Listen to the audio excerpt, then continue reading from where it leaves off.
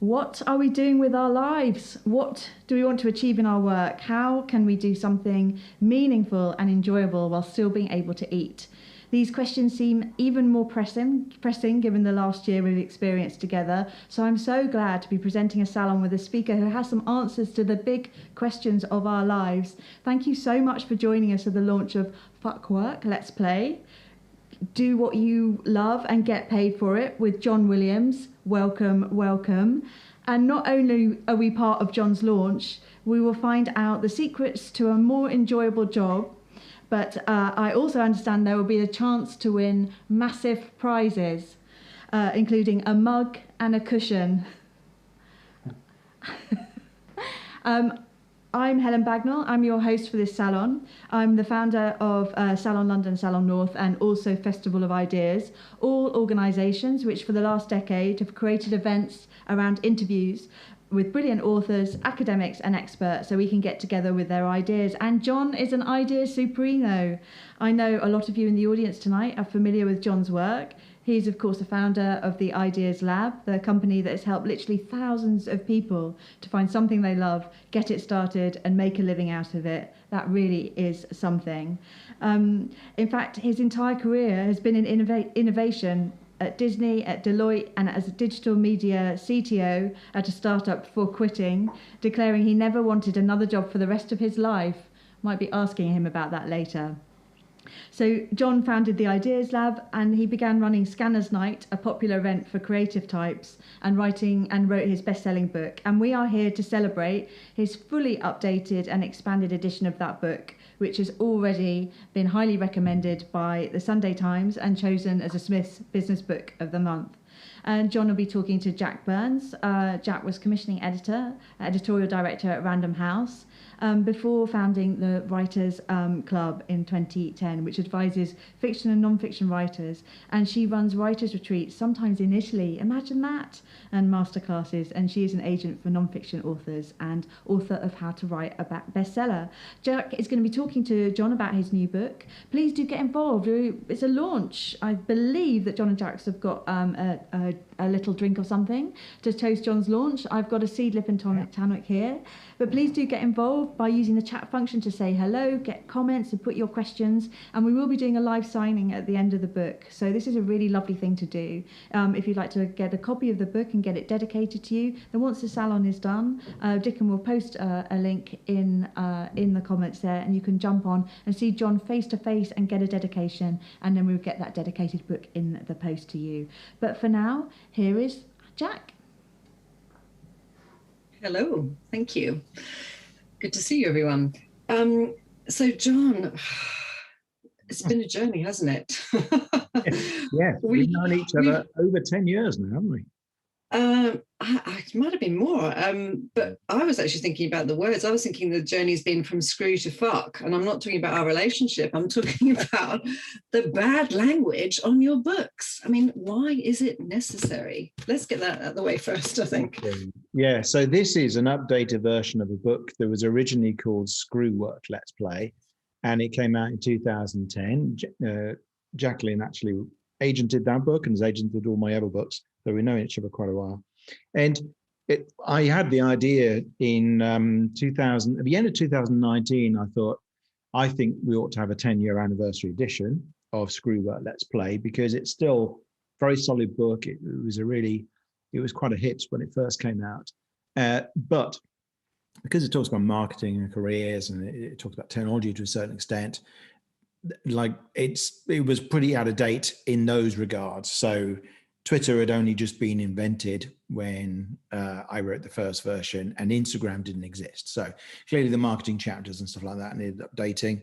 And then when I proposed it to Pearson and talked it through with you, Joe, it was quite funny that Pearson came back and said, oh, funny enough, we kind of had interest from a major retailer in a book that they kind of encouraged us to put the word fuck in the title.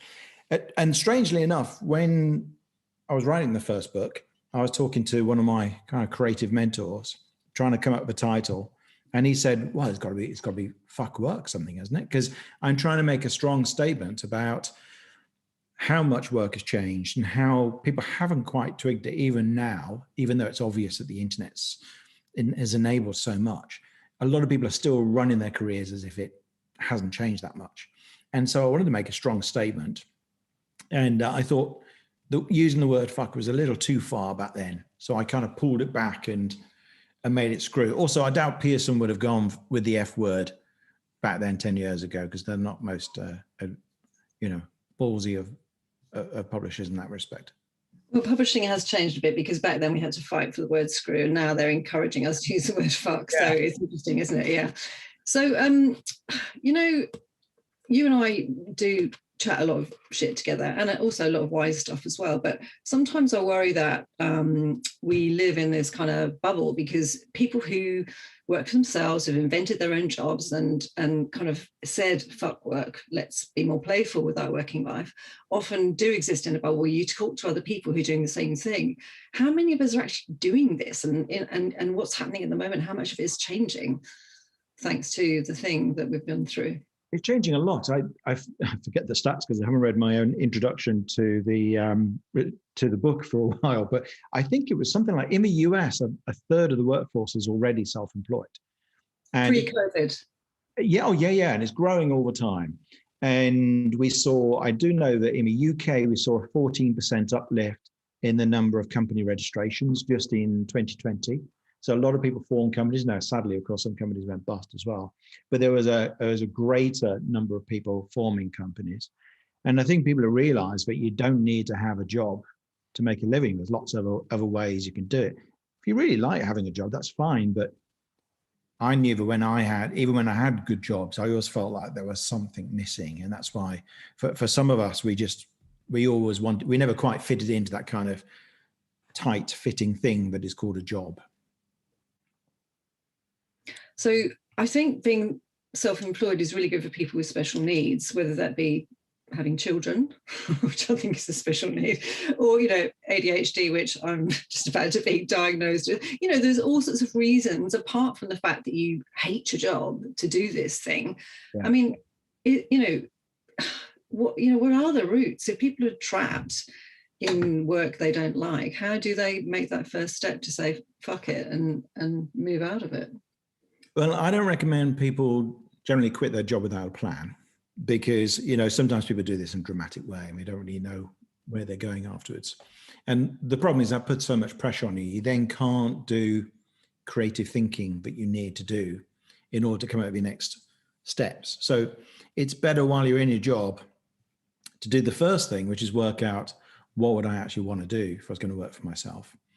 And then I suggest people actually go through the process of trying to get that off the ground while you're in your job. Now, sometimes your contractors might restrict that in some way, but there's often a way of doing it. When I gave my notice at Deloitte, I was a senior managing consultant there, and I was there for a year, and it's some people's dream job, but I'm just miserable at a place like that.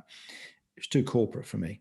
And when I quit, I said, just pay me my 3 months notice period, and let me go find some independent work first of all. So I chose a stepping stone, which was to go into consulting, and I consulted the BBC and other big broadcasters, because that was my specialism in creative technology.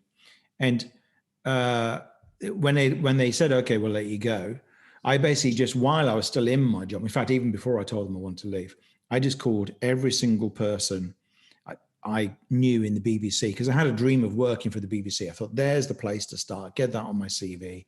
And as a child, I dreamed of being a BBC cameraman for some reason. This is one of my many dreams. And so I thought, I'll get into the Beeb. And I called everybody I knew. I called everybody who consulted to the BBC. I called everybody who sold software and hardware to the BBC. I ran a campaign, which is what I described in one of the chapters of the books, and just focus on that one task. I even cold called people who were in the trade magazine called Broadcast Magazine to find people who were doing interesting projects. And eventually someone called me in and said, could you, actually they called me while I was in bed, and I woke up and he says, can you come in for an interview today? And I went, yeah. And then they hired me and I started, but it was like 3 months and I was kind of starting to get a bit low on money. And then I got a contract just in time. And That's what I recommend people do. Can you run a campaign while you're still in your job and focus rather than trying to be broad? And I'm often talking about this in the book and saying I can do anything for anybody, which makes you sound like, you know, Mr. Vanilla or Mrs. Vanilla. You say, like, I just want to do this. And I was, at the time, something very obscure called a media asset management consultant, and wanted to work in the BBC. You couldn't get more kind of super niched than that. And that will often give you better results, because it's like you compare, like if you take a 1 kilowatt floodlight, it makes a room very bright. But if you take a 1 kilowatt laser, it can actually, you know, cut through wood and through steel. And it's the same amount of power, but it's just really, really focused. So that's a really good strategy for getting yourself out of your job in the first step. Nice imagery too. So what I always like about your stuff, and correct me if I'm wrong, but what I kind of hear you say is that you don't have to build a 5-year plan. I mean, God, that sounds like a worse prison than being in a job to me.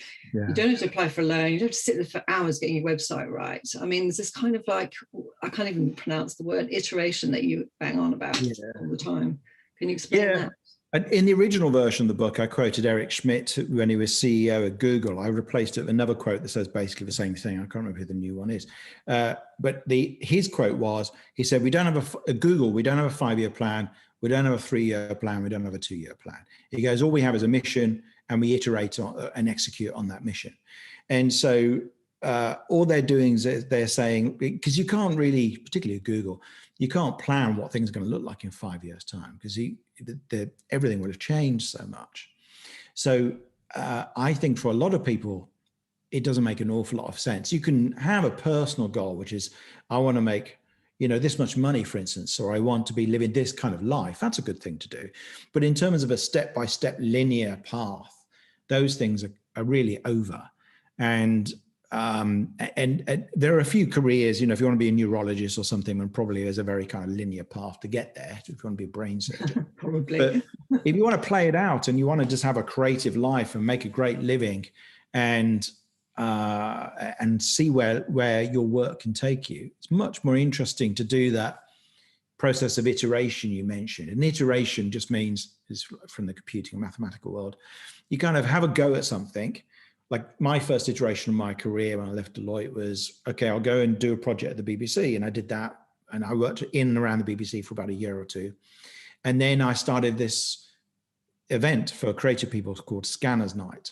We might talk about scanners later, actually, because there are probably a few scanners here. And it's a personality type of people with lots of ideas and lots of interests. And I ran that for about 5 years, and it got in the press without me being, I was never organized enough to do PR. People just spontaneously heard about it. And that helped lead me to my first book deal for Screw Well, Let's Play. It was partly Scanners Night that got me the connection.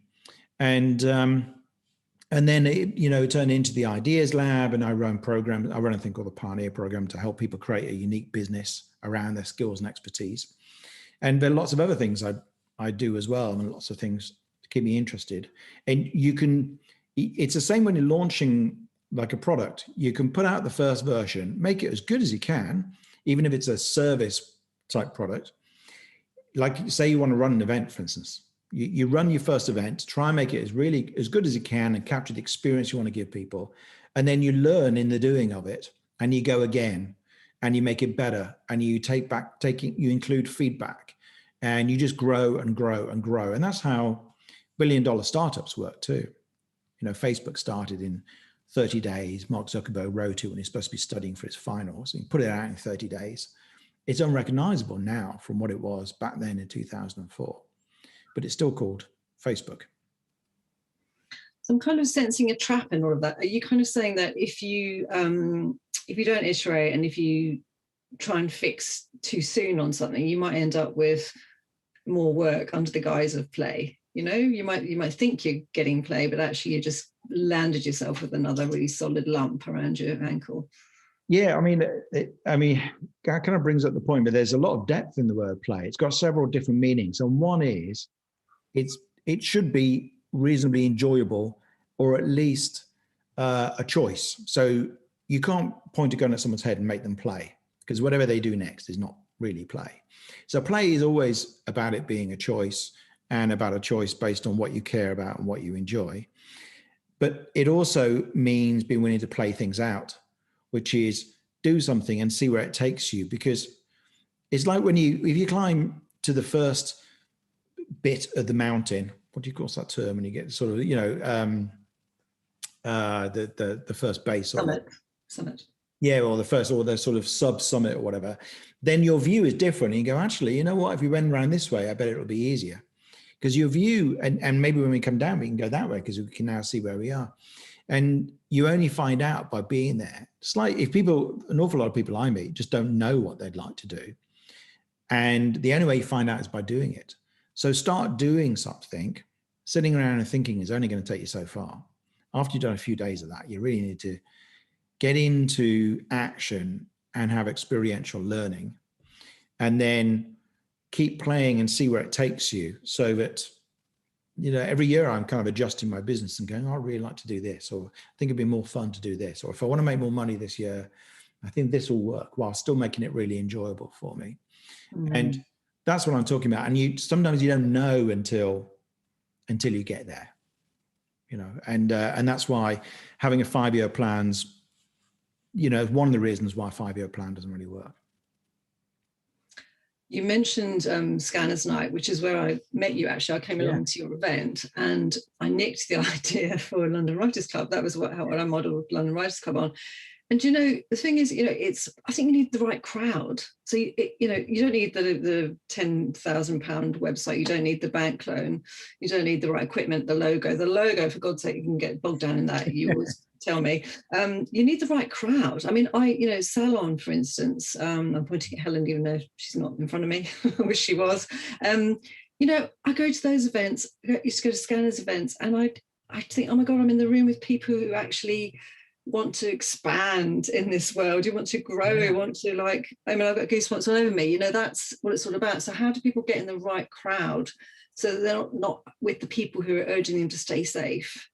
You're not also wanting to go crazy either, and as you say, leave everything and be broke. Yeah, well, I think there's kind of two aspects of that. You can create your own audience, but also you want to get into a group where people are all thinking the same. So, whether that's, I run a Facebook group called Fuck Work, Let's Play, where there's 500, 600 people in there who all think like us. And I run courses with people who think like us.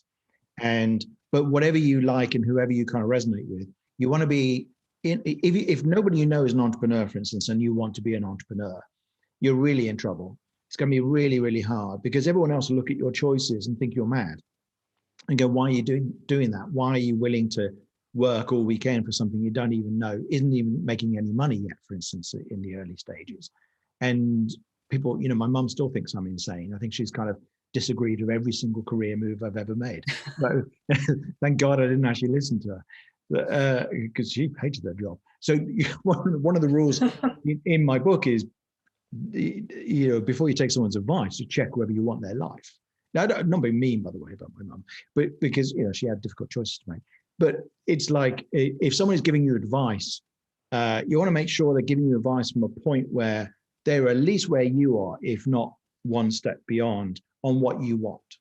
And so if you want to climb the Deloitte ladder, take advice from people who are at partner level, right? Which is not me. But if you want to be an entrepreneur and you want to go from 6 to 7 figures, then start taking advice from people who are making 7 already, or 8 or whatever. And whatever it is. And then also you can create your audience. And it's a really good thing if you can. It's like, I'm not very impressed by networking. Like if you go to networking events, it just kind of make me feel queasy. But you can go and speak at those networking events, or you can run your own networking event. So I had a client who was something high up in Paper Chase. And when she left, she wanted to consult and create consultancy around the future of retail. So she created a brand called that, and she created an event called the Future of Retail. She was on my Pioneer program that I run. And at the event, it was like really quickly, really popular. And she had quite well-known people in her industry turning up every month, and people would give a talk and so on. And that is a brilliant audience to sell stuff to. If you want to be a consultant, that's a brilliant way of doing it. So you can create your own audience in that way. You need your own peer group. You also can go seek out your audience. And if it doesn't exist, because people used to say to me about Scanners Night, oh, can you run a Scanners Night in Manchester? And part of me thought like, well, that's nice for you to kind of want it. But the other thing is like, why don't you just do it yourself? I just made it up. You know, I haven't even trademarked this term. I mean, and people are very wary about doing that. They're very anxious and would rather go to somebody else's thing. But the people who are willing to create the event and take the risk that you'll look like a muppet because nobody turns up are the people who get the remarkable things in life. You know, if you're willing to be a little bit uncomfortable on a regular. Without having to buy into the whole entrepreneur, because the entrepreneur word I find a bit tricky. I always think of, you know, people doing that kind of stuff. And you and I aren't like that. You know, we're mostly just kind of rubbing our eyes and scratching our heads and looking for the coffee, and then we get going, and then we fire up about 8 p.m. You know, really get going about 8 p.m. Yes. I don't have appointments before 11 a.m. normally. But look, you know, is it for everyone? And how, anybody listening, how can they do that little test? You know, is it for me? Am I brave enough? Am I whatever enough? What does it actually take? Well, I think there's a bit of a myth that going out on your own and creating a business is something that's really risky. And the fact is, there's almost always a way to start really small. And that's kind of one of the fundamental principles in the book. How can you take the business and test it out right away? How can you create, what's the minimum viable version of this business? So if you want to, you know, run retreats for people, then how do you help out on somebody else's retreat and teach a bit of what you want to teach people? Or if you want to have this amazing thing that's like TED Talks, how can you run one event that's, you know, TED Talks but different, your particular take on TED Talks? Then how do you create one that people come to and go, oh my God, that was brilliant. When are you going to do it again? So it doesn't have to be terrifying. And I recommend you can get started without even having a website. I try to push off all the people on my courses so from building a website as long as possible, because it's a massive distraction. When you start designing your website, you think you're doing something constructive. And at the early stage of the business, it's not. You think it's good, but it's not, because what you should be doing is seeking something called product market fit in the startup world. This is an idea, I know, scary term. This is an idea of, I was going to write another book about it, if you remember that I had a funkier term about that. But the idea is searching for that point where you find a way, here's all the things you're good at and you like doing, and here's the stuff the world needs that's on their to-do list. And at some point you go, click. And you go, oh, right, they really like it when I do this. And it's finding that thing. It's like a child playing with one of those block toys with different shapes, and they sort of chew them and stamp them and they won't go in. And then finally, you know, the oblong thing goes in the oblong hole and they go, oh, that's it. And that's what product market fit is like. So you've got an idea to change the world in some way and you tell everyone about it and they go, oh yeah, sounds nice. And that means you failed. And then you go, wait a minute, but then you tell 10 people and you give it a slightly different spin every time. And eventually someone goes, oh my God, that sounds amazing. Like, yeah, what is this? What is this book or this thing you want to write or this course you're going to create or whatever it might be, or an app? And you go, oh, it worked like this. And so you start to get clarity on this thing you want to do fits with, okay, people get that, they understand it now.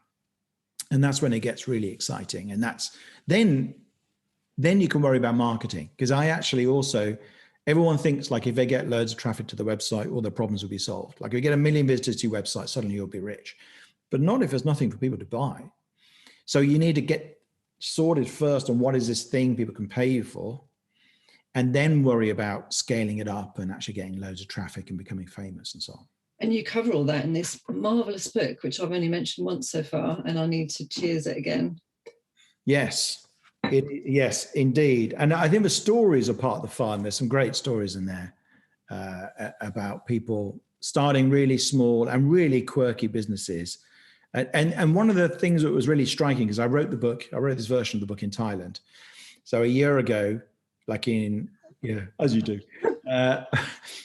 So I normally go to somewhere warm for a month or two in winter because I find British winter is really depressing, and I can work from anywhere. So I went to a Koh Lanta Island in Thailand and went to a co-working space with hundreds of people all over the world working remotely.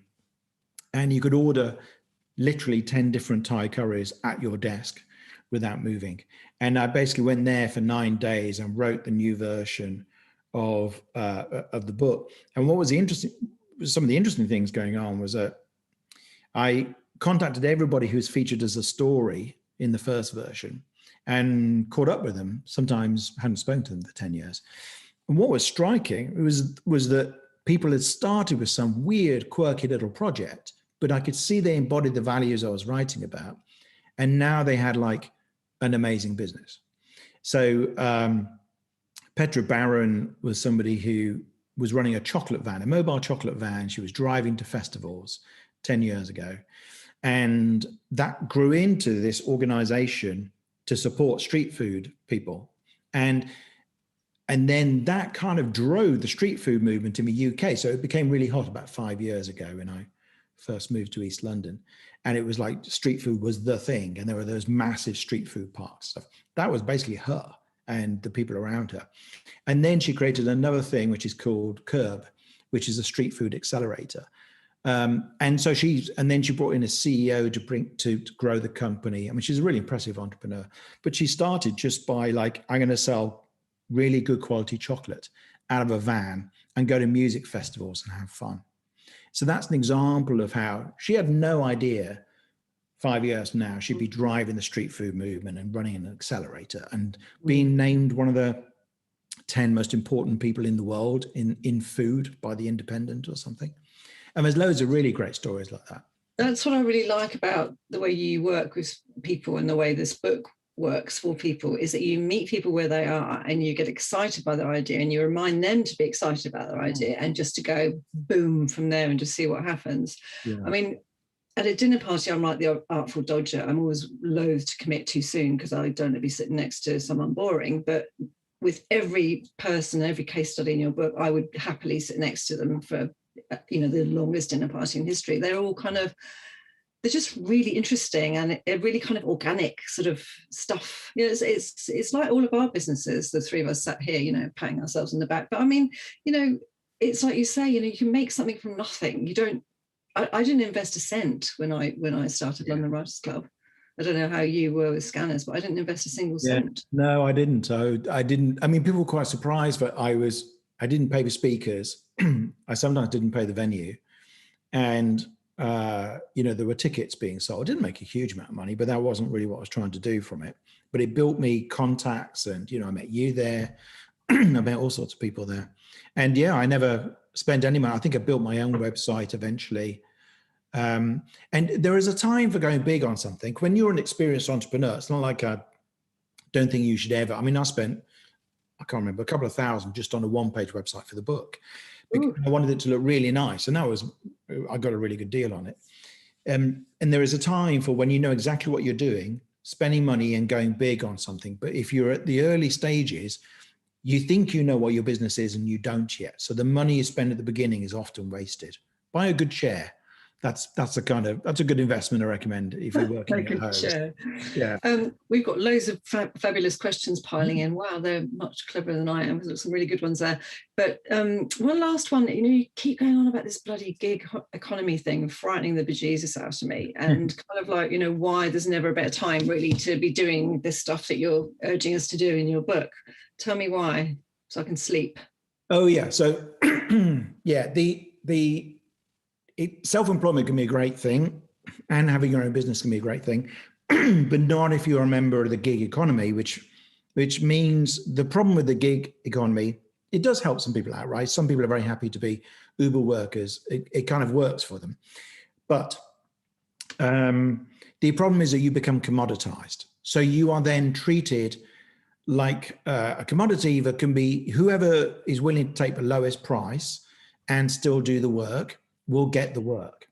And so when you go self-employed or you start your own business, I work with a lot of people who are already self-employed who are freelance or who are, I don't know, therapists or practitioners or coaches and stuff. And they're finding that they are competing against too many other people, and they're getting squeezed down on price as a result. And what you need to do is to avoid ending up a victim of the gig economy or of commoditization, because you're now competing on a global marketplace for a lot of things that you're doing. Maybe if you're a hairdresser, but if you're doing anything that's online, you're competing with everybody in the world. And so what you need to do is, for one thing, you need to stop saying, I will do anything for anybody, because that is what damns you to commoditization. So if you're a web designer or a writer, or I don't know what, a coach, or a God knows what, you saying I will do anything for anybody means you are now not in any way a specialist at all. And you'd be much better off choosing a super niche and saying, I'm going to create a new category within my industry, which has never existed before. So I was a media asset management consultant before there was such a thing. One of my favorite examples is Saskia Nelson, who did a course of mine. She wanted to become a photographer, thought dating profile photos were all terrible. So she set up a dating profile photography business, and it just went crazy. She's now got 15 photographers all over the UK, just got like people in 3 different states in America as well. And she's been in every newspaper and magazine you can think of, which was on the front page of BBC News a year or 2 ago. And if she'd said, I'm a photographer, I'll photograph anybody, please just give me work, or do your wedding, your dog, your whatever it is, then she would have, how much press would she have got? Like 0. But because she did something distinctive, she created a new category, which is that of the dating profile photographer. And she is still, some years later, #1 in that space, and has won multiple awards as a result. Fantastic. And I think everybody can do that. And, the London Writers Club is unique, and what I do is unique, and Salon London is unique. Yes, there are other things that you can compare against, but if you are a Salon London person, or if you're a fuck work kind of person, that's the only thing that will do for you. And that's what everybody needs to go and seek out. And the beauty of that is it means that we focus on what we do, and there's an element to which you can relax into it, So part of the play thing for me is that you don't have to put on the costume to go to work, or the personality, or there's so much more we could say about this, isn't there? Should we go to some of the questions now? Are you right with that, John? Yeah. So Mishi, or Michi, I hope I got that right. Oh, yeah. I wouldn't be an illustrator today if it weren't for John's first book and the online program based on it. No idea where things would go when I started playing with it. ... That's nice. Yeah. Not a question, but praise. I've been applying your happiness. This is Jill. I've been applying your happiness equation from your book to my work in early years, which is also around play. So mostly we're just getting like joy here. Olivia saying happiness equation, just briefly. Let's take it as a question, because for people who don't know what that is, because I think I mentioned it as one of the things we might talk about. And the happiness equation is from Martin Seligman's work, and it's useful because it's a more rounded model of happiness. And there's 3 things: pleasure, engagement, and meaning. And that's proper happiness if you get all 3. And that's what you want to get ideally out of your work. So pleasure is just you really enjoy doing it. So that's the surface level of play, where it's what people think my book is about before we get into it. And that's part of it. Like the bulk of what you're doing during the day, hopefully should be enjoyable. Otherwise you'll be miserable. And then the second thing is engagement. And that's that stuff of being in flow that we all know, when time ticks past, an hour goes in a second because you're so enthralled and so engaged and you're really creating or whatever it is. And that's engagement. And then meaning is that you're in some way contributing something bigger than yourself. So, a lot of people who earn a lot of money, but they feel there's no meaning to their work. It's not really contributing to anybody. So can you do something which feels like it's meaningful, that you can look back on at the end of your life and go, okay, that actually gave something to the world, whether it's, I don't know what, making faster home deliveries better, something really kind of practical, or whether it's, I shared a message which really caught on, which changed the way people thought about this area of life. So yeah, that's the happiness equation. That's where we want to be, isn't it? So Xavier is saying the first time of my life that I understood I was a scanner was thanks to Screwwork Let's Play, and he's just ordered Fuckwork Let's Play. So should we say, I don't think we ever explained quite what a scanner was. Shall I just say? Because people are really interested. So a scanner, this term, that term is from Barbara Sher, who's an American author, but also sometimes they're called polymath or a Renaissance man or woman. There's another person who calls it a multi-potentialite. But anyway, a scanner in my book is somebody who has lots of interests, lots of ideas. The interests seem very disparate. I think there'll be loads of them here, and loads of Salon London members who are like this. And you love learning for the sake of learning, but you tend to get so deep into something, you want to understand how it works, and then you want to move on. So I studied, for instance, Japanese for like a year, or Japanese grammar, learned holiday Japanese, went all over Japan and kind of tried it out, and then kind of went, okay, that's it, that's done, and now I'll do counseling skills. And for other people, they just go like, what? How do you go from Japanese grammar to counseling skills? But to me, it's all fascinating. So that's very much a scanner trait. And the other thing is that we're good at starting things and not good at finishing things, and we find it really painful to choose. So the idea of choosing one job for the rest of your life or one career is absolutely horrifying. So if people might want to say in the comments whether they identify with that. Identify with that, yeah. One thing I would say about that is I think the reason it's hard to finish things, because I'm a scanner as well, is about the middle bit. It's actually that I think we're good at starting things and good at finessing and finishing things, but it's the slump in the middle that stops you getting to the end. I think it's more kind of... I wrote about that in my second book. Ooh. The Midproject slump. Page was that one. Okay, who else do we have here? Molly, it's quite a brave thing to do, John, to quit and say you never want a job again. Did you ever have any regrets? It's a really good question. Yeah, I mean, first of all, it's scary, right? I'm not a particularly confident person. I mean, I don't know, I suppose maybe I look like one now, but I don't think I am naturally. I'm quite an anxious person naturally. But for me, it was just inconceivable that I could stay in work I didn't enjoy, basically, because I thought like I could die next year, and then that would be a tragedy. So I have to leave. That was kind of how I formulated it. And there's a story in the intro of the book that explains why. And so even though I was scared, I did it. But I think, what was the other thing? What was the question about that though? There was another part to that, wasn't there? Did you have any regrets? I wish I'd kind of learned financial management better, because I'm really good at making money. And I sort of like, I wish I bought Bitcoin, but everybody's probably thinking that right now. But I wish I kind of like I had no entrepreneurial nous, no marketing ability when I started. Just none of the skill set you need for entrepreneur, no kind of discipline, dedication. I've had to learn all of those skills, and some of them have taken a really long time. So I don't know what I don't regret anything I've done, but I wish I kind of learned some practical skills earlier. It's like, oh man, I could have really, when I started in my career, helping people start a business, I was almost the only person in the UK doing it.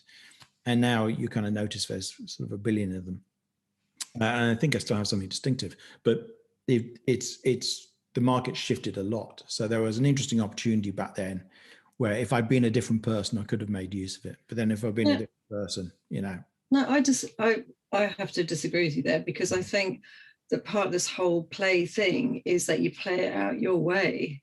Yeah. And if you bring in all that other stuff, I don't know. I mean, because everyone's got strengths and weaknesses, right? So some people here will be better at the stuff you just mentioned, and maybe they wish they were more creative and Yeah, had more that's ideas. true. You know, I mean, we're all going to get our own way, and you know, like you, I'm not a terribly confident person either. You know, and I had to get over lots of kind of self-belief stuff, which is why the play method works for the likes of us, PLU, people like us.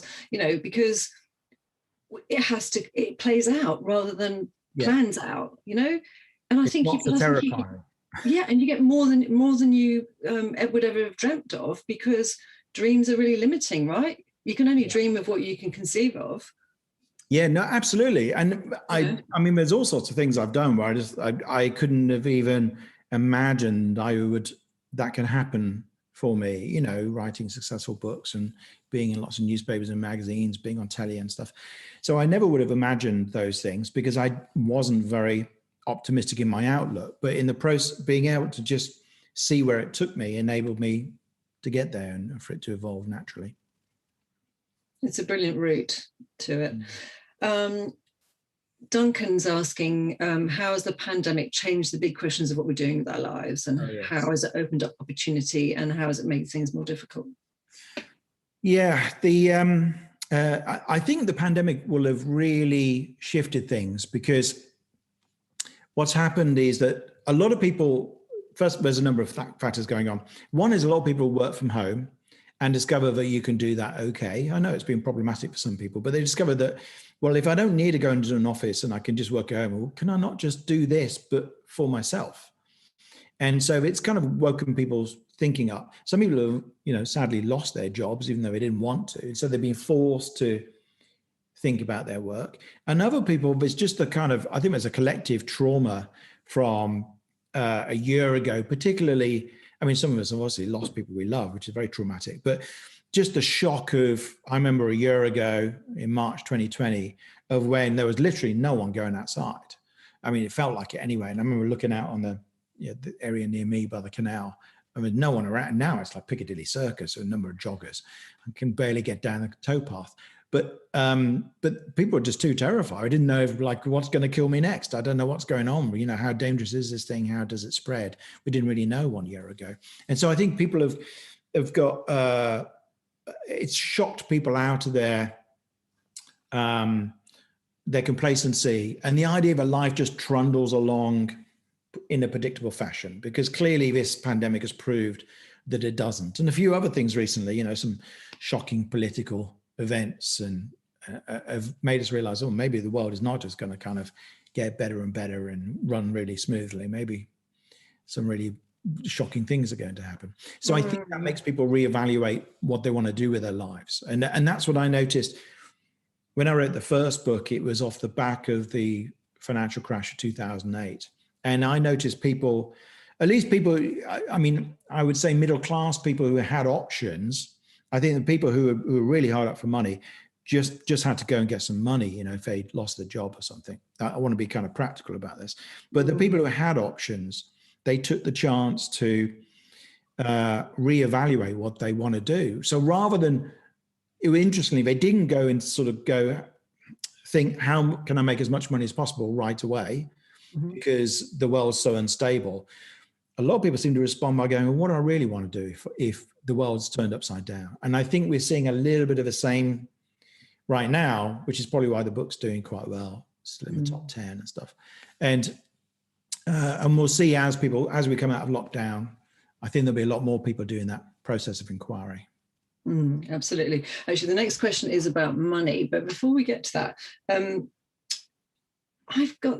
I know for myself, own experience, but do you have a sense of what the kind of numbers are like? Because we're all kind of talking about getting by with less. Well, sane people are, because of consumption and production, and disposing of, you know, the waste thereof. But also, surely there's a number by which we can earn less when we become self-employed in this way, because there are tax deductions, we're not traveling as much, there's all sorts of things that come into it. We're happier, so maybe we get less pissed, but maybe not. I don't know. Nice theory. Well, that's a good question. I think the point is you can choose your own number, right? So yeah, my company makes 6 figures. I would like to make 7, I'd like to just, there's no particular reason. I keep thinking of things I need. No, the only thing I need actually is I like a bigger place, but I'm already in a nice place. And that's terribly expensive if you're in the center of London.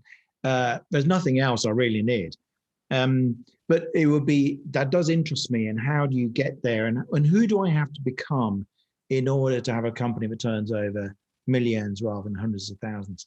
And so that's an interesting line of inquiry for me. But you can choose, and in fact, there's a chapter at the end of the book called How to Play Your Way to the Rich Life. But the question is, what is the rich life for you? And I quote Tom Hodgkinson, who founded The Idler, and who I imagine Helen and some of the Salon London people will know. And he said for him, the rich life is having lots of free time to hang out with his kids and play ukulele and kind of, enjoy his life. He could make more money if he wanted to. He's got a really well-known brand, but he chooses not to because he doesn't want to. That's not his game. For other people, there are people featured in here who set up their lives so that they could travel around the world and live wherever they wanted to be. And that's the rich life. And for other people, it's just like, I just want to make £1 million and I don't know what, have a really nice house for my family or whatever it is. So you can decide what the rich life means for you, and you can set it up accordingly. Now, I'm not saying it's trivial, of course. I mean, all those things require effort, and there's always compromises along the way. I'm not kind of painting sort of dream scenario, but you can shoot for what you want in life, and it's surprising how often you can get it. So further to that, Lucy's asking, how do you deal with the anxiety that comes with running out of money when you start out? Deal with running out of money. I think you need to be able to see that you've got something that works and that sells. And it depends, if you're already working for yourself and you're finding it difficult, then there's two big things to look at. And one is, what is your offer to the world? So, like I say, if you commoditize yourself, you'll forever be competing on price. Whereas if you create something, if you create a package or offer or some sort of product or program, or even, I don't know, it could be a software thing even, that you can sell to people, then you're the only person that has that. And that can often allow you to charge far more money. And then the other side, so that's your kind of your propositions, but what we used to call it Deloitte value propositions, which I always thought was a bit of a pretentious term. And then the other side of it is how many people know about you. So I've got a client, for instance, who does really cool events, and he's called Chris Penza, and he does Zoom events where he rollerblades around Shoreditch, showing people the street art. And it's been really popular. And most of the buyers are lawyers, they're legal companies, and they're having corporate events with clients that are currently on Zoom, but eventually they'll be in person. And he happens to be a really good rollerblader, so he adds that into the mix, and he has a good AV set up. Nobody else does rollerblade street art tour on skates or whatever it's called. It's completely unique. You have to hire Chris to do that.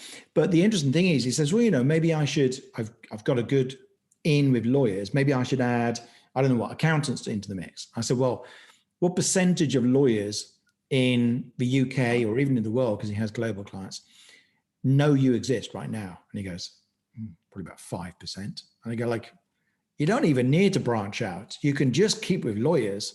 And if you find another 5%, you've now doubled the amount of money you're making. So part of it is your audience and how well you can reach people. Yes, that does mean things like social media and finding a way to be yourself on social media and posting regularly and making sure that you're actually visible. So it's those two things. John, you offer something free that you need to mention, because I've noticed that some people actually get their thing going and actually make a few bucks just in the kind of, is it 1 week? Sorry, forgive me. Yeah, so I do a thing called the 5-day standout challenge, which is free. And if you go to the website for the book, which is fworkletsplay.com, so FWORK, let's play.com, then there's if you scroll down a bit, there's a thing on there about the 5-day standout challenge. And we've had 4,000 people or something take it now. And But I absolutely love it. And it's good fun to run, even though it doesn't make me money directly. But then afterwards, we say to people, well, the next step is this paid thing. Do you want to do it? And a certain percentage do. But lots of people come back again and again, even if they don't join any paid course.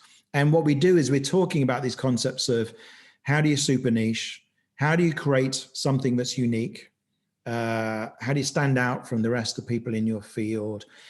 How do you do something often for free, which gets people interested in you and gets them into an intimate conversation with you, or into close orbit with you, and then those people that like you actually will go ahead and want to hire you or buy you or whatever it is that you do. No, it's brilliant. Yeah, it's brilliant, because I see a lot of people saying, I've already done this, done that, made some money, like got some contacts. Because the next question, John is saying, lots of people are starting to think about starting businesses who wouldn't have done so beforehand. What's your advice to the timid business designer? And I'd already say my advice is sign up for that thing, because you're already hanging around with people who are in the same space as you, John Wilson. So, John, what's your answer to that, apart from the 5-day? Yeah, I think I think you've cut to the chase. So I'm always trying to find the 20% of tasks people should be doing. Like 90, I think it's 10% really. 90% of what beginning entrepreneurs do is a complete waste of time. So designing your website to look beautiful, it's not that you don't need one later, you probably do. You'd be amazed how you can make your first few sales without even having a website. And you just go out and do the thing. So if it is a service, you go out and do the actual thing. If it's an event, you can run an event the first time, back once we're allowed to do live events. A lot of my clients are doing Zoom events right now, and you just run it. And if you have to do it for free the first time, I've got a client who's doing improv for ADHD people.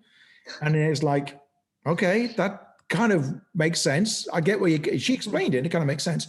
And she's called Susie Paynton, if you want to find her. And it's taking off like crazy. And so she's running these every week now. And she's getting people come along, and other people wanted to interview her about. And I don't even know if she has a website yet, but she's out there on social media talking about what it's like to be ADHD, what it's like to be neurodiverse, because she deals with other broader topics like being on the autism scale and stuff. And why improv is so powerful, and how you do it, and what it gives you, and what do you do if you don't feel very confident. So you can do that straight away. How do you go to the heart of your business? Now, if it's a startup, it's a little more tricky, but there are answers to that as well. So you can create like a minimum viable product.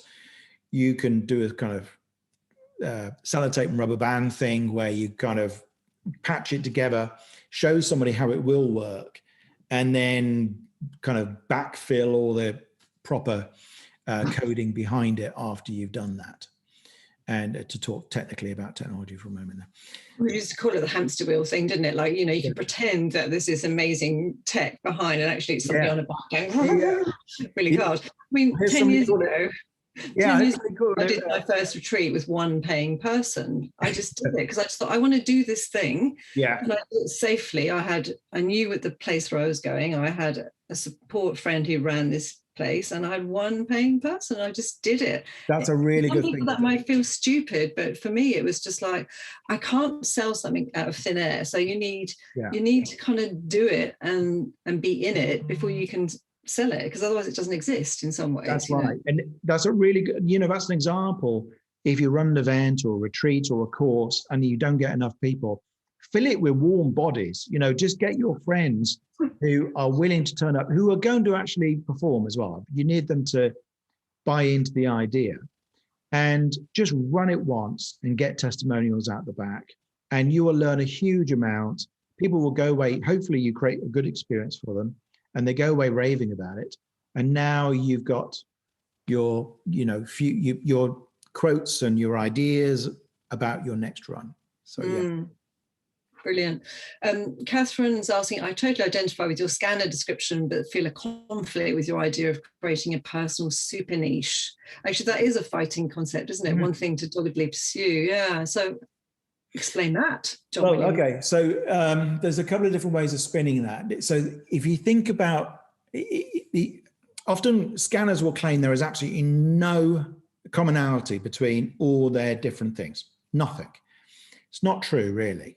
There's always, you just got to go a level above. And sometimes it takes somebody else to point it out. There's an example in here about someone called Sarah Weiler. Oh, she might be here actually, who teaches ukulele to corporations, runs creative retreats, runs a comedy night, which she started on one of my courses quite a few years ago, called Peckham Rye, Rye Laughs, because it's in Peckham Rye. And it's really good. It's a brilliant comedy night. And she does all these things, and she realized that the commonality is that you've got, is that she's good at creating a space for people to create. I think that was how she described it. And that's what the ukulele workshops are about in corporations. It's enabling people to do something, to learn a process they've never learned before. And in the process, get awareness of how they learn things and how they tackle things that seem impossible. So she's now going into, she works for Google on their startup program. Teaching ukulele is a kind of metaphor for, here's something impossible. By the end of today, you will know how to write a song and play it on a ukulele. And everyone just goes, get stuffed. What are you talking about? and then she shows them how. And so the stories in the book about that. And I think for me, my interest through my whole life has been what's new and different. And so when I was in software, I was interested in, doing things absolutely cutting edge, like 3D graphics and whatever else it might be, controlling entire TV stations with one iPad type device. And then it was like the cutting edge of media management. And then it was like video on the internet right at the beginning of that whole thing. And now in the Ideas Lab, I help other people create things that are completely original out of, whatever's lying around in their brain, basically. And so there often is a commonality behind all of it.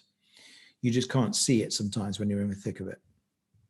And you're really good at doing that. You're really good at drawing that kind of red thread throughout. You go, and just point it out to them. Yeah, you're very good at that. Helen of Salon London has a question now, and interesting because I wanted to ask Helen as well. So I don't know if you want to come on and ask this question yourself, Helen, because I want to know how you started Salon, because I bet it's similar to what John and I were talking about, a very organic way of starting. But anyway, her question is, what happens when what was play has been turned into too hard work via the pandemic? What do we do about that? Well, by the pandemic, I don't know. I mean, fortunately, we're in the beginning of the end of it. Thank God. I think things look pretty good because I've got a Facebook group where I follow the science about the fight against coronavirus called Humanity versus Corona, and things are going pretty well, I think. But I think things can become. If things have become, it depends what the reason is, but if things have become a bit dry and not so much fun anymore, then you have to think about, okay, how can I reposition this thing so that it is? And sometimes you have to take some time out. You have to take a week out where you do nothing and, I don't know, give yourself a holiday or something. And then at some point you might have an insight and go like, I want to go back to doing live stuff, or I want to make it feel like a live event, or I want to reach more people, or I want to have a smaller number of people, but have a much more intimate conversation, or whatever it is. And we don't know, because it'll be arising within you and whoever else, you and Juliet, or whoever else is involved in Salon London, and then think, okay, where do we really want to take this? Now, I know there are restrictions right now with lockdown, but those will shift. I mean, come June 21st, theoretically, they'll be gone in the UK. So it's not that long to wait now. But in the meantime, I kind of recommend people to start online if they possibly can, people who are starting out, because, it's going to be a while if you're trying to get something off the ground right away. Well, you've got a captive audience, haven't you? Helen, have I got time for one more question? Yeah. So Annabelle is asking, what if you find it hard to pin down one thing to pursue? So like you've got a whole bunch of stuff. It's going back to the scanners thing again, like which one do I pick? Yeah, well, I talk about 3 Ps in the book, which is, one One is play. There's a worksheet, by the way. If you go to, I've got a special worksheet for it somewhere. But cool. Where is it? It's I'll look for it. You ask the question, I'll look for it. /something. I can't remember. Anyway, it's not in the book. I made it the other day. And I can't remember what it is. But anyway, it's a worksheet where you can download. Oh, if you go to resources, you can do it on, if you go to fwordletsplay.com and you opt into resources, you put your email in there, it will send you the worksheet. That's it. There is another way of getting it, but I can't remember the URL. And the 3 Ps are a way of evaluating all your options. And on this worksheet, I recommend you put down a minimum of 3. And you put down your 3 hottest ideas for a business, or if you've already got a business, your 3 hottest ideas for, you know, a new product or a new thing you want to launch. And then what you do is you evaluate it on these 3 Ps. The first one being play. Like, how much do I think I would just enjoy doing this if this was the mainstay of my work? And evaluate it on that. What would I enjoy about it? What wouldn't I enjoy about it? And then the second P is practiced. And the reason I bunged this in, and it's a slightly funny term, practiced, could also call it pro maybe, it is that sometimes when creative people do this blue sky thinking, they think of some really exciting ideas, but which they have no connection to themselves whatsoever. So it's a cool idea, like somebody should make an app that does blah, blah, blah. Okay, have you ever made an app before? No. Are you an expert in the topic of this app? No. You know, are you brilliant at marketing apps? No. You know, you've got to bring something either from your career to date or from many years of personal study, like I've been reading about psychology and psychotherapy and creativity and whatever else since I was about 13 years old. So that's how I switched into this career. That's the second P. You need to be practiced, because if you're not, it's going to take a really long time. You can start from scratch and go, I've never done comedy before.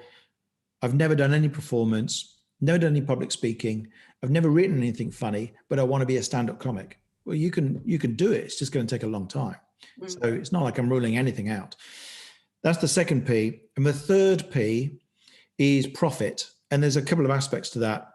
Firstly, does this solve a real need people recognize that they have? I.e., not what you think people should be doing, but are they walking around with this thing on their to-do list?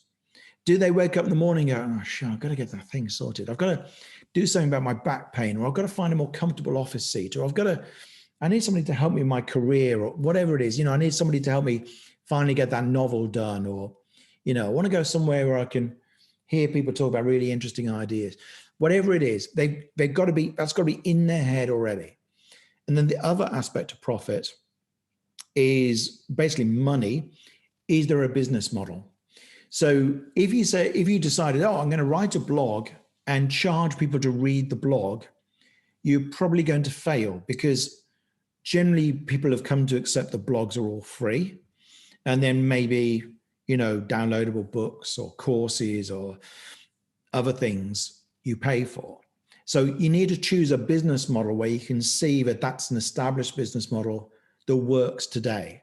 So you mentioned, Jack, that you kind of stole the business model of Scanners Nights. Like, okay, it's an affordable event. We run it once a month. It's on the same night every month. There's a discount if you book in advance. And if you remember, it's cheaper, but you pay on a rolling basis. That's like the business model we had at Scanners Night. And you took that and applied it to a completely different subject. You can always steal a business model. You know, I don't feel like Jack's nicked anything from me at all. So you can always take a business model and go, okay, that's a subscription model. That's a, you know, low ticket, you know, if you're selling courses, a low ticket course gets people interested, and then you promote them with a high ticket course, that kind of thing. And that's the third P. So if you get the worksheet, then you can fill that in, and often one will shake out and you go, okay, I really don't know what I'm doing with this second one. I don't have anything I'm bringing to it. It's just a cool idea. And then this third one would make me miserable. But this first one, actually, you know, I think I'd enjoy it. I can see other people are making money in a kind of similar way. And there seems to be, I hear people saying they want it. And I can bring all my expertise from my corporate work or whatever it is, or, you know, 10 years of home study or something like that. And then that is a pretty good indicator that's the right idea. You know, what makes me feel a bit sad when I talk to people who are still in work, and I only have contact with them because they're writing a book, and the book they hope it will get them out of their job, is that because they're surrounded by people with the same skills as them, they don't realise how amazing they are. They don't realise how interesting they are. Yeah. And sometimes, no, absolutely. No, yeah, I remember I was sitting programming once I used to be a very uncommunicative person, sat in front of a computer all day, and was kind of like your nightmare programmer who couldn't talk to people. And we would have these new people come in who were going to work for the company, and we'd show them round, and they'd come over to me, and I go like, well, we do this, and you press a button, and then like everything in the TV station changes, and they go, wow, that's really impressive. And I go like, oh yeah, it is, isn't it? Because I'd forgotten.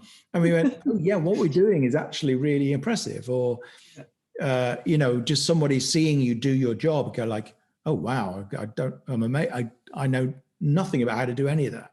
Yeah. So we forget our own competencies, sadly. And that's particularly if you've been in a job a long time, like more than a couple of years, and you haven't been for interviews and you haven't updated your CV, generally you will start to get, unless you're somebody with very high confidence, you will generally have quite, your opinion of yourself sinks. Because all you've got is people going like, oh, you screwed that up, in your job. And you don't have people going, oh my God, that's amazing. You've got 5 years of this and wow, it's great. And all these other things you actually have. It's kind of like all you have to do is take your thing, your skill, your idea out the room where 20 other people are doing a similar thing, take it outside, and suddenly, like in a different group, and everyone sees it as this playful, amazing thing. And it becomes, even just by doing that, taking it out the room, out the corporate room and into a different space, it becomes playful. And I think also, something I wrote about in my second book was we're always looking up the ladder of people further up. And so we're comparing it against all these people who are higher up and more skilled and better at us because they are our heroes. And we forget to look down and realize how many people are below us who don't know anything, or at least haven't got to where we've got. And you have to compare against both. So, I just look at my books and go, well, why am I not Malcolm Gladwell yet, or James Altucher, or whoever, Tim Ferriss, or whatever it might be? But other people look at them and go, oh my God, it's amazing. I'd love to write a book that's being translated into 10 languages. But lots of us have got those things, whatever it might be. No matter where we are on the ladder, there's always somebody a few rungs below, and they can, they're looking up at you with jealousy. So I think that's quite important to remember as well. Oh, and now we're supposed to give out a present, a prize. We have. Why don't we give one of each? We've got a Fuck Work mug that says Fuck Work on one side and Let's Play on the other, and we also have a Fuck Work Let's Play cushioned. I think we can give. I've a fresh one. This is mine, but I've got a fresh one that's all flat packed. We can actually post. So what are we going to give away, and who are we going to give it away to? I think we should ask somebody to bang something in the comments about what they're going to do, what action they're going to take. What screw work action are you going to take? Yeah. What day is it tomorrow? Whatever. What are you going to take? Who cares what day? What action, screw work action are you going to take tomorrow? And there could be the start of something, or, going to take you one step closer to getting paid. Yeah, it can be tiny. It can be like write a list, or I don't know, anything. Come on. Yeah, there was a bit of a delay, unfortunately, isn't there? There's like so we have to kind of sing or something for 30 seconds. Actually, I work with a lot of journalists, and they're hilarious. Like when they get around to writing a book, which so they write for a living, and then they write a book, they get a bit pissed off because they go, well, suddenly like colleagues and people from other newspapers or magazines are interested in me because I've written this book and I've been writing on this subject all my life. I'm like, just relax and enjoy it, like be playful about it. It's because you've elevated yourself into a kind of playful take on what you do rather than being in it sort of thing. Anyway, so Olivia is saying John's smile is our prize. Oh, I think he wants the cushion to rest his head on you. I mean, I would if it wasn't that one off the casting couch there. So Xavier, I've decided to start playing and interview 10. Oh my God, he deserves everything. And interview 10 marketing directors in healthcare to ask about trends and proofs of candidates they would be looking for. Good. There is no better action than talking to your target market. Just anything that gets you in the room with your target market, which is why it's so great to run an event, so good to go and just talk to people one-to-one. Anything that gets you into conversations is a really valuable thing. Most people don't do it. So I think we've got first and second prize there. So I think Xavier's, sorry, Olivia, yours is really nice, but Xavier's is much more action oriented. So, Xavier, which one do you want? And then Olivia will have the other one. Or Victoria's saying finish the book and start applying the ideas. Okay. So John, there are some there for you to choose from. So Michelle says, reach out to an organization about teaching a yoga class on their virtual platform. Amalia says, my shit, it will be to read 1,000 words, to write 100 years. Not quite following that one. Can you see that, Jack? Reading 1,000 words of your book to then write 100 words of his plan or her plan, Amalia. I don't know if Amalia's a TikTok. There you go, John. Okay, so what about, I like this. So I think Michelle deserves a prize. Reaching out to an organization about teaching a yoga class on their virtual platform. Reaching other people who've got a big audience and doing something for them is a great way of suddenly uplifting your status and trying stuff out. And should we give a prize as Xavier and a prize to Michelle then? We can choose one at random. No correspondence will be entered into after this. Okay, we'll choose one and send one to each. Hey, well done, both of you. That's fantastic, and there's lots more coming through, which are a bit late now for the competition, but thank you so much for being part of it, from Susie and Michael and Claire. So thank you, and well done, John. We all wish we had bought Bitcoin, and Jack's. Yes, it really took me back to launching Salon and the fun we had when we were doing it, and also too. But Dickon had me on mute, so I couldn't say yes. I really feel that. So it now comes for all of us to officially launch John's new book. John, congratulations. Hooray! Applause, applause, applause. You are now officially launched, and it's such a hard year for authors to really publish their book. So such an unusual way to launch a book. So well done, John. Congratulations. You are now officially launched. You can wake up tomorrow and be happy. Well, thank you, Helen. Yeah, thank you for organising this. And I love Salon London, so it's great to be able to talk to saloners, or whatever the term might be. And thank you, Jack, for having one of our chats, which was very much good fun. It was absolutely brilliant. It's been brilliant to hear about scanners and to celebrate that really unique and incredible group of people. It was fantastic to hear about the happiness equation and the 3 Ps, and to get a real understanding of how play can lead us into our passion project in work. And I loved your comment, John, about how it gets creative ideas out of what's lying around in our brains. Great stuff. So if you would like to get a copy of Fuck Work, Let's Play, Do What You Love and Get Paid for It, then please do.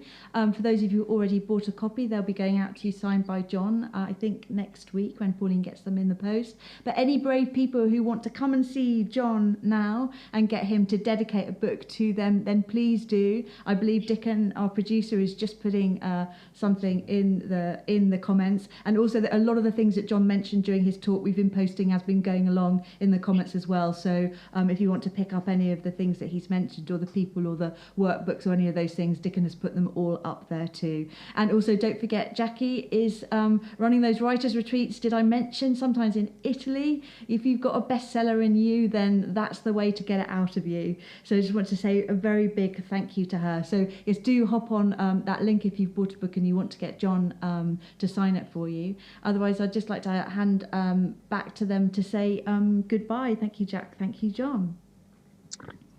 Oh, well, no, that's been great fun, and some good questions.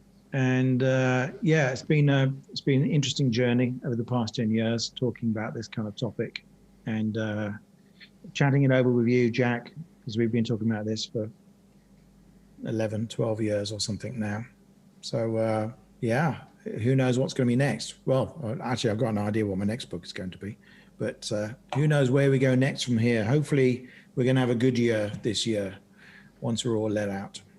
Oh, thank you so much, John. And so many people saying congratulations. Michelle, yay, thank you. Oliver, let's connect when you want, empowering each other's. Annabelle, thank you, John, helpful stuff. Susie, cheers, John. John, another John, congratulations, and here's to its enduring success. Jill, congratulations, John. Olivia, congratulations, John. See you very soon. Thanks for your driving energy. And Michael, congrats, John. So there have been so many comments and so many questions. Thank you for coming together in this community around John's book to properly launch it. This salon is now closed. Thank you. Cheers.